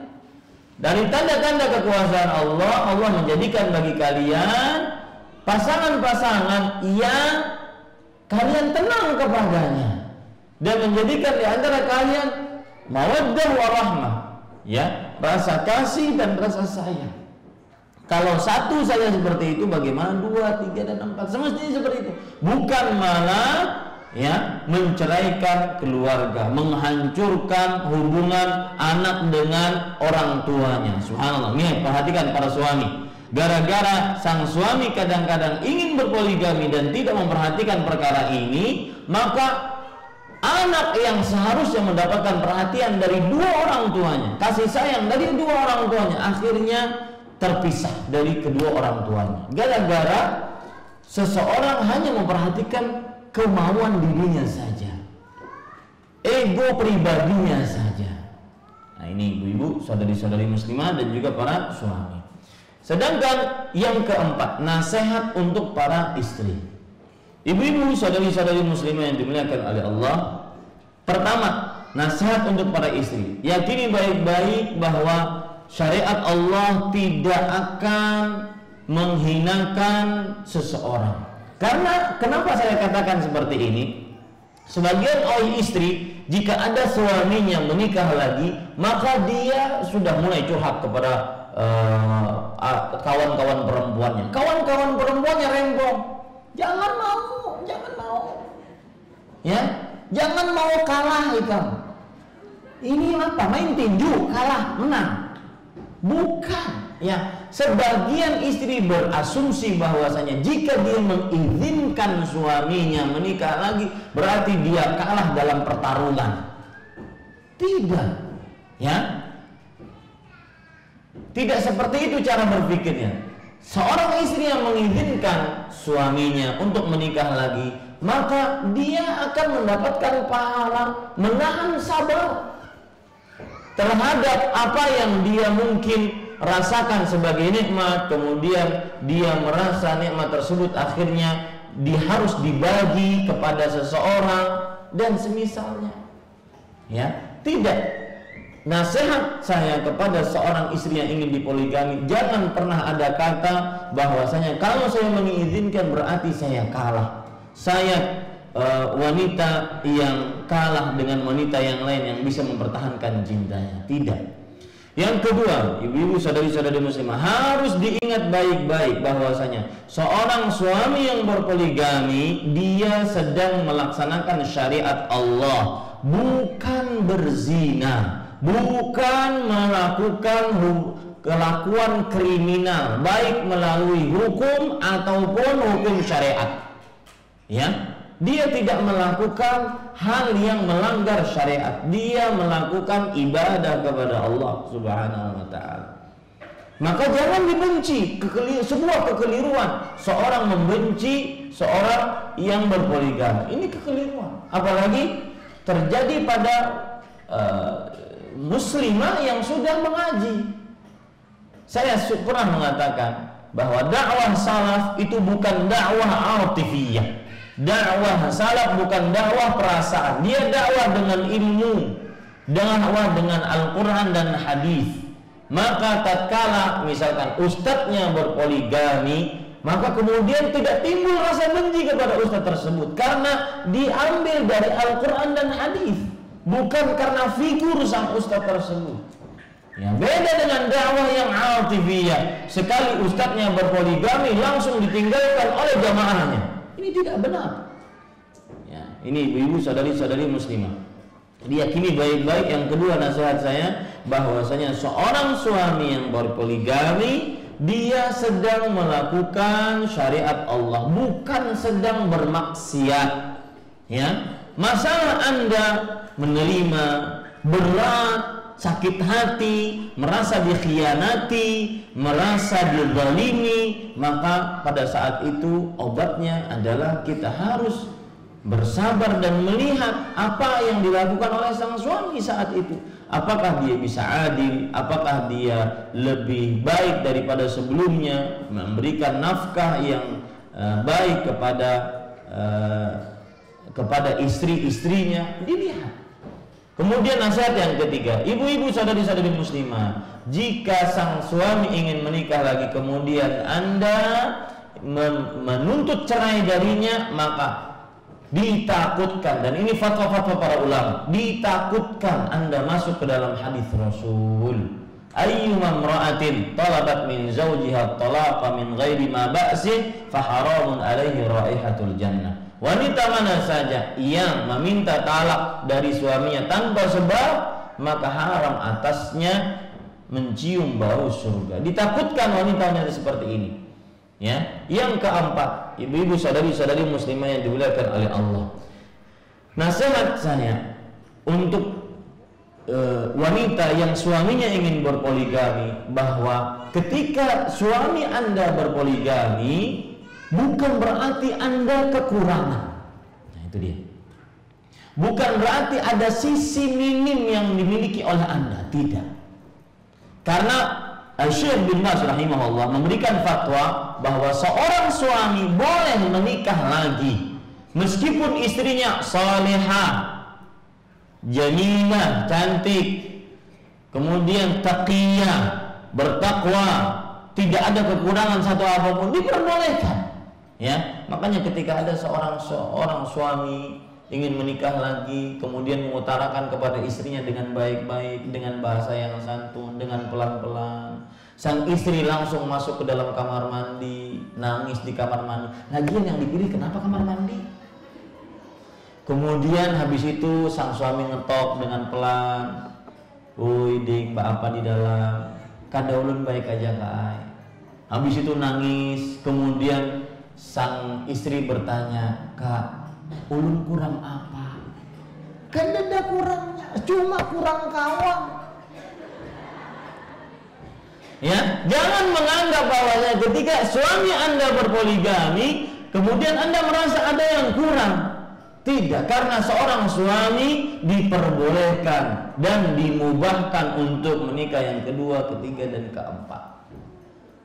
Yang kelima, nasihat yang sama bagi perempuan kalian nasihatkan bagi laki-laki, saya nasihatkan juga untuk para istri, bahwa jangan sampai poligami terjadi tetapi menghancurkan keluarga, karena itu langkah iblis.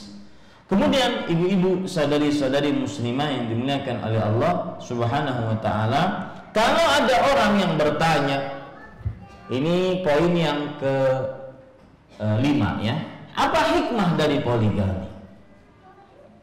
Ibu-ibu saudari-saudari muslimah yang dimuliakan oleh Allah Subhanahu wa taala, hikmah dari poligami yang pertama yaitu memperbanyak jumlah umat Nabi Muhammad sallallahu alaihi wasallam, dan memperbanyak jumlah umat Nabi Muhammad sallallahu alaihi wasallam dengan cara menikah.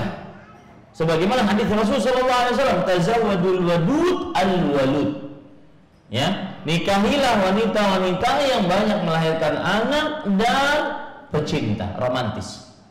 Ini hikmah yang pertama. Hikmah yang kedua yaitu sudah terbukti melalui sensus dan realita yang ada, para perempuan lebih banyak dibandingkan laki-laki.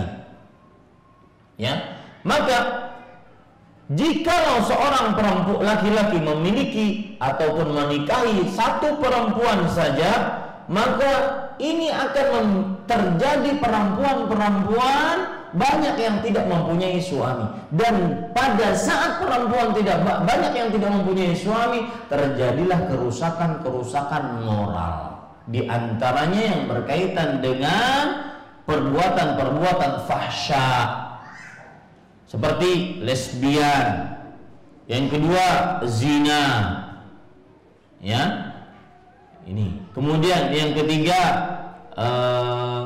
tomboy, wanita-wanita yang dia karena belum bisa menikah, akhirnya dia harus melampiaskannya, akhirnya dia berpura-pura menjadi laki-laki dan semisalnya. Ini hikmah yang ketiga. Yang kedua, yang ketiga, para ikhwan yang dirahmati oleh Allah Subhanahu wa taala,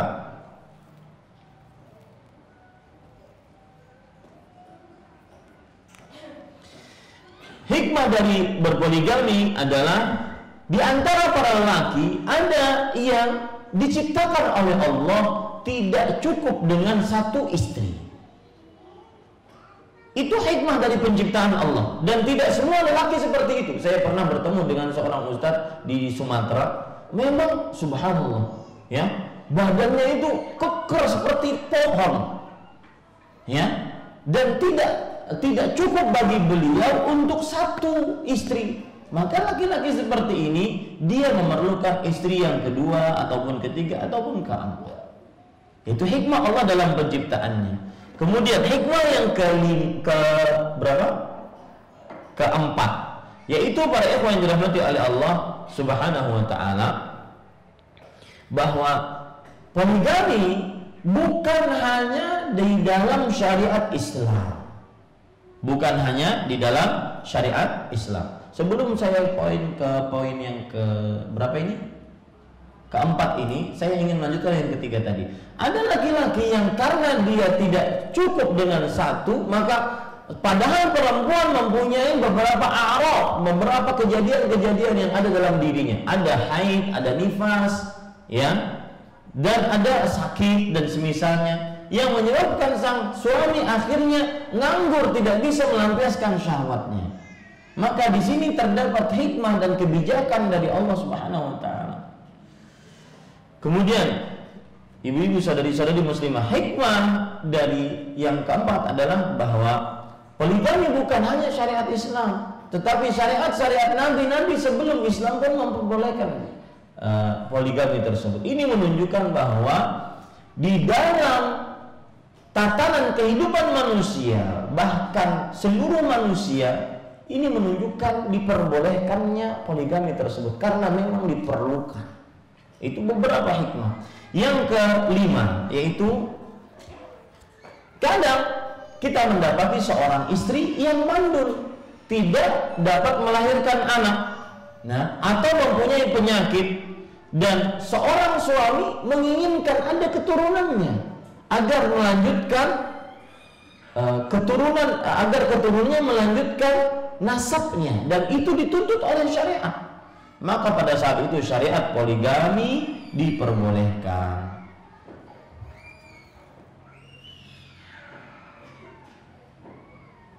Kemudian ibu-ibu saudari-saudari muslimah yang dimuliakan oleh Allah, yang ke berapa? Yang keenam. Salah satu hikmah dari poligami adalah bahwa terkadang perempuan dia meninggal suaminya, janda, meninggalkan beberapa anak, dan perempuan sangat sulit untuk menafkahi anak-anak tersebut sendirian. Maka pada saat itu disyariatkanlah poligami agar bisa menafkahi dan menolong anak-anak janda-janda dan anak-anaknya tersebut. Di sini terdapat hikmah dan kebijaksanaan dalam syariat Allah Subhanahu wa taala.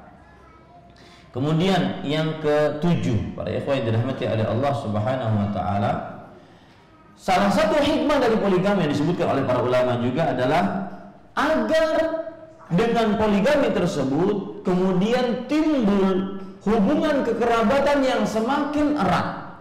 Karena kadang-kadang seorang suami laki-laki menikah dengan seorang perempuan, kemudian dia perempuan ini mempunyai keluarga yang jauh, bukan adiknya tetapi keluarga yang jauh, ya, perempuan juga, maka dia nikahi agar terjadi keeratan keluarga yang benar-benar berkesinambungan sehingga bisa menjadi keluarga besar yang sangat erat. Ini beberapa hikmah yang disebutkan oleh para ulama tentang bagaimana poligami tersebut mempunyai hikmah-hikmah di dalam agama Islam. Ya.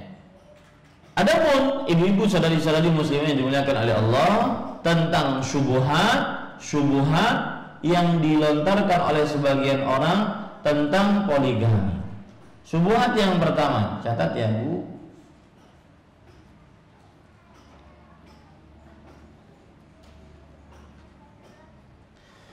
Islam memperbolehkan poligami, tetapi menyakiti perempuan. Ini syubhat yang paling sering disebutkan. bahwa dengan poligami menyakiti perasaan perempuan, tidak kasihan terhadap kejiwaan perempuan, dan hanya diunggulkan laki-lakinya, tidak memikirkan bagaimana perasaan perempuan sakit merasa dikhianati dan semisalnya. Maka yang pertama, syubhat ini kita jawab dengan jawaban yang pertama, bahwa poligami bukan hanya khusus dalam agama Islam, ya, tetapi poligami pun juga ada di dalam syariat-syariat yang lain. Bahkan Fir'aun poligami, ya, dan nabi-nabi sebelumnya berpoligami. Ini ibu-ibu sadari-sadari muslimah. Jawaban yang kedua yaitu bahwasanya sebagaimana yang saya sebutkan tadi, poligami bukan khusus untuk Islam saja, tetapi ribuan tahun sudah ada poligami. Kemudian jawaban yang kedua yaitu tadi, bahwa para nabi-nabi sebelum Nabi Muhammad SAW pun berpoligami. Nabi Ibrahim alaihissalam mempunyai Sarah dan Hajar. Kemudian juga bahkan mempunyai Qutur dan Hujur. Jadi istri beliau 4. Nabi Ibrahim alaihissalam. Daud alaihissalam mempunyai beberapa istri. Makanya Allah berfirman dalam surah An-Nisa ayat 54, "Faqad ataina ala Ibrahim al-hikmata al-kitab wal hikmata wa atainahum mulkan 'azima." Kami telah berikan kepada keluarga Ibrahim Alkitab, Al-Hikmah, dan kami berikan kepada mereka kekuasaan yang besar. Imam Ibnu Katsir ketika menafsiri ayat ini, yaitu maknanya adalah Allah memberikan kepada Nabi Sulaiman bin Daud 1000 istri dan 700 selir, 300 istri, dan Daud mempunyai 100 istri dan semisalnya. Dan di antara istrinya Daud itulah ibunya Nabi Sulaiman alaihissalam. Nah, ini menunjukkan ibu-ibu sadari-sadari muslimah bantahan untuk pendapat yang pertama ini, syubhat yang pertama ini, bahwasanya Islam ketika membolehkan poligami itu berarti menyakiti para perempuan. Maka jawabannya sudah 2 kita tadi jawab. Jawaban yang ketiga,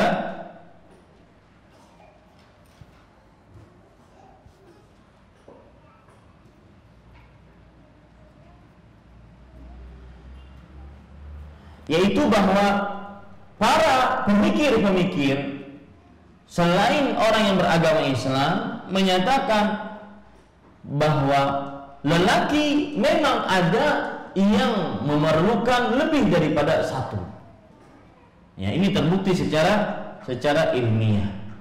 Kemudian syubhat yang kedua, ibu sadari-sadari muslimah yang dimuliakan oleh Allah Subhanahu wa taala.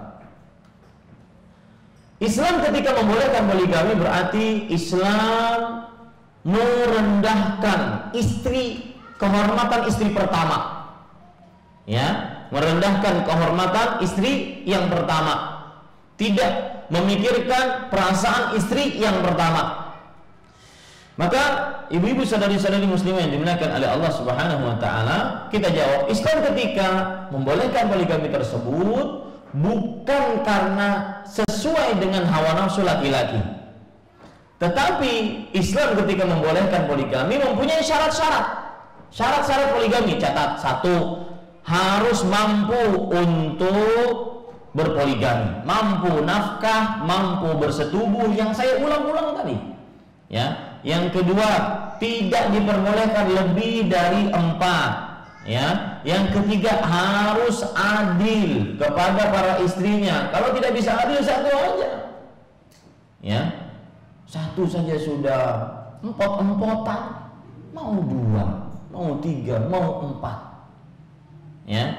Ini, maka itu jawaban untuk yang mengatakan bahwa Islam ketika membolehkan poligami berarti menghancurkan kehormatan istri yang pertama, merendahkan kehormatan istri yang pertama, kita jawab seperti itu, bahwa Islam ketika membolehkan poligami ada syarat-syaratnya.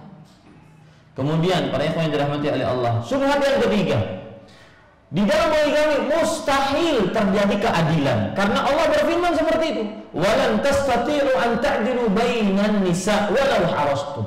Kalian tidak mungkin bisa adil di antara para perempuan meskipun kalian berusaha.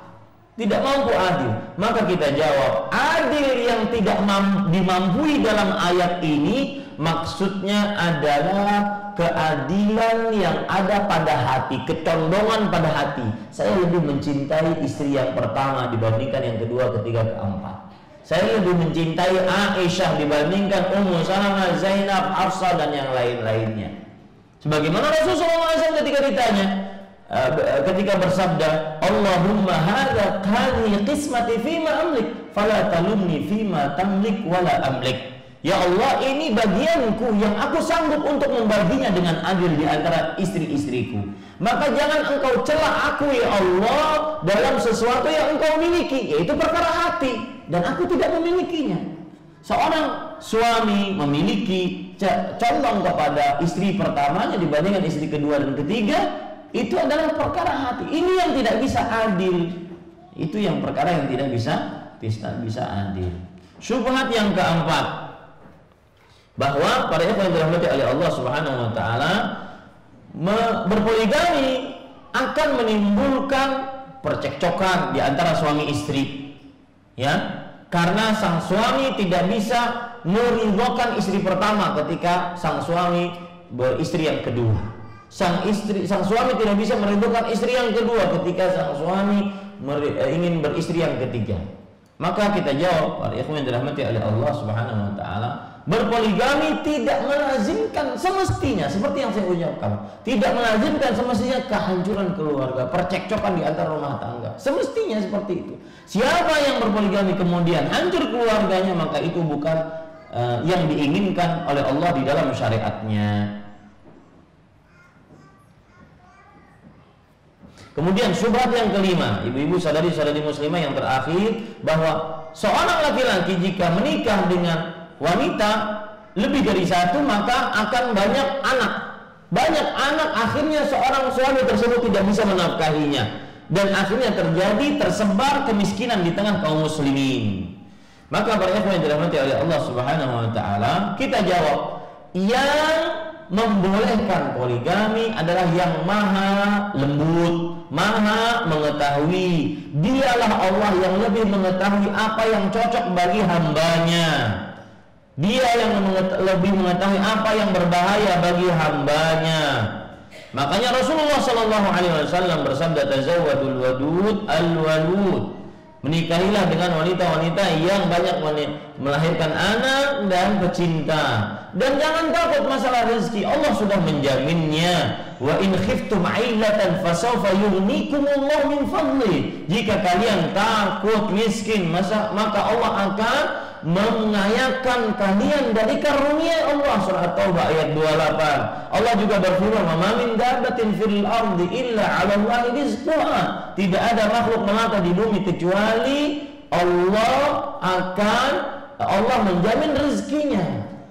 Ya, ini ibu-ibu sadari-sadari muslimah yang dimuliakan oleh Allah Subhanahu wa taala. Itu beberapa syubhat yang sering diungkapkan. Intinya kajian ini mengingatkan kepada baik suami ataupun istri, poligami bukan menghancurkan keluarga, tetapi dia syariat Allah yang mulia.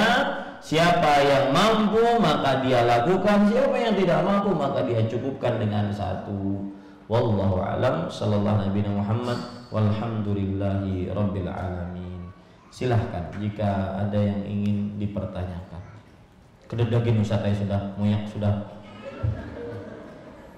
Silahkan Ibu. Nah, ada mic?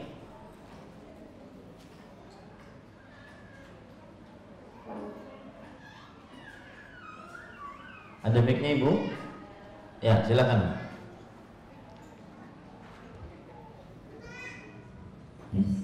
Baik, Ustaz.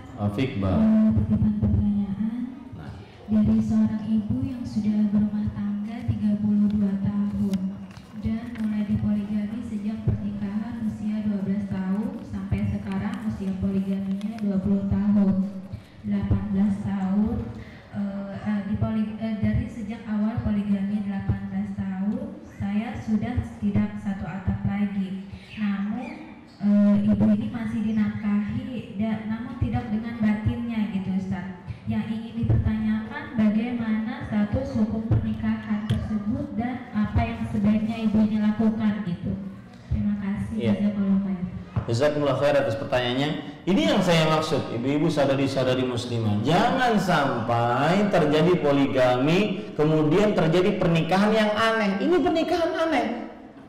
Ya, pernikahan yang aneh adalah pernikahan terjadi akad qabiltu nikah, saya terima nikahnya, sang istri juga menerima, akan tetapi tidak berhubungan badan. Tidak berhubungan badan, ini tidak benar. Ya. Berhubungan badan itu termasuk daripada tujuan syariat dan diperintahkan dalam agama Islam. Ya, diperintahkan dalam agama Islam. Maka yang harus dilakukan oleh pasangan suami istri ini adalah karena sudah belasan tahun dia tidak menafkahi batin, maka pertama harus beristighfar kedua-duanya. Yang sang suami beristighfar telah melalaikan kewajibannya sebagai sang suami memberikan nafkah lahir dan memberikan nafkah batin. Sang istri beristighfar kepada Allah karena tidak memberikan nafkah batin kepada suaminya, bertaubat kepada Allah Subhanahu wa taala. Yang kedua, maka melakukan rujuk, ya. Dan saya anggap pernikahan seperti ini, ibu-ibu saudari-saudari muslimah yang dimuliakan oleh Allah, adalah sudah terjadi fasakh, sudah terjadi perpisahan. Maka wallahu a'lam, lebih baik dia melakukan rujuk lagi kepada istrinya, dan dengan cara dia melakukan, kalau untuk ijab kabul tidak perlu karena dia tidak dicerai, cuma tidak terjadi kewajiban. Maka yang saya katakan adalah bertaubat, beristighfar, dan dia rujuk lagi, dia bersatu lagi. Tidak perlu dia nikah lagi karena memang dia tidak dicerai. Tetapi orang ini dianggap seperti semi pasah, semi terpisah, karena cuma mendapatkan nafkah lahir, tidak nafkah batin. Dan saya katakan bertaubat kepada Allah Subhanahu wa taala. Wallahu a'lam. Nah, Ustaz, bagaimana si suaminya tidak ingin melanjutkan gitu, tapi menggantungnya gitu Ustaz. Sementara istrinya tidak ingin bercerai. Jika seperti ini, maka dua-duanya keliru. Ya, tidak ingin melanjutkan tetapi sang istri tidak mau bercerai. Dua-duanya keliru. Tidak bisa hubungan pernikahan seperti ini. Ini tidak dibenarkan dalam agama Islam. Kecuali kalau seandainya sang istri menggugurkan haknya. Sang istri menggugurkan haknya. Apa maksud haknya yang digugurkan? Misalkan dia mau tidak dinafkahi batin. Ya, dia mau tidak dinafkahi batin karena mungkin sang istri mendapati hanya nafkah lahir, tetapi hubungan seperti ini tidak dibenarkan dalam Islam. Ya, tidak ada orang yang menikah tanpa ada hubungan batin, dan ini akan menimbulkan kemungkaran nantinya. Sang perempuan membutuhkan hubungan biologis, akhirnya menggoda laki-laki yang lain yang tidak halal baginya, bahkan mungkin laki-laki tersebut sudah punya istri dan semisalnya. Ini tidak benar dalam agama Islam. Ya, tidak dibenarkan dalam agama Islam. Maka saya katakan yang seperti ini hendaknya seorang suami dia menjadi suami yang utuh dan seorang istri menjadi istri yang utuh. Kecuali seperti yang saya katakan, sang istri menggugurkan haknya kepada suaminya. Seperti Ummu Salamah radhiyallahu anha, beliau memberikan hari gilirannya kepada Aisyah radhiyallahu anha, dan beliau tetap menjadi istri dari Rasulullah sallallahu alaihi wasallam. Naam, wallahu a'lam. Nah, yang lain? Ada pertanyaan, saya dipoligami, kebutuhan saya tidak dicukupi dan saya dizalimi seperti dibanding-bandingkan dan seringnya suami saya memasang foto mereka berdua di medsos dan suami meminta agar saya rukun dengan istri kedua, sedangkan istri keduanya sering mencaci maki dan menghina saya di telepon atau lewat SMS. Apa saya harus bersabar atau bagaimana? Maka jawaban yang paling utama adalah pada saat keadaan seperti ini harus didamaikan, dan ini tugas para suami yang berpoligami. Rasain tuh, ya, itu tugas para suami yang berpoligami. Dia harus mendamaikan, bagaimana caranya mendamaikan istri-istrinya. Jangan sampai mencaci maki, jangan sampai menghina satu dengan yang lain. Itu tugas suami, dan itu yang akan dimintai pertanggungjawaban nanti di hadapan Allah Subhanahu wa taala. Kalau seandainya dia tidak berhasil untuk melakukan itu kepada istri-istrinya. Itu nasihat pertama. Nasihat yang kedua, ibu-ibu saudari-saudari muslimah, bagi siapapun yang dipoligami, maka tidak mau tidak dia harus bersabar. Dia harus bersabar, bersabar berbagi, bersabar harus mendamaikan, harus berdamai dengan hatinya, ya, tidak emosi, tidak tersulut emosi, ya. Apabila terjadi istri yang kedua mencacinya, maka dia mengadukan kepada suaminya, dan suaminya harus mendamaikan antara keduanya. Jadi seperti itu. Tidak ada cara lain kecuali dia harus bersabar dan berdoa kepada Allah agar keluarganya mendapatkan sakinah, mawaddah dan rahmah. Wallahu a'lam.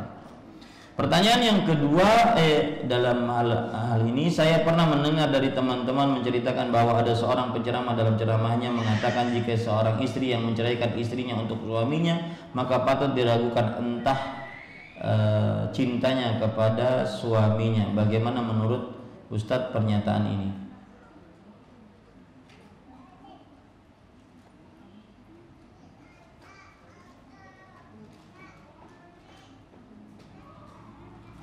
Jika seorang istri yang mencarikan istri untuk suaminya, maka patut diragukan cintanya kepada suaminya. Ibu-ibu saudari-saudari muslimah, maksud pertanyaan ini adalah seorang istri ingin mencarikan istri untuk suaminya, maka di sini disebutkan patut diragukan cintanya kepada suaminya.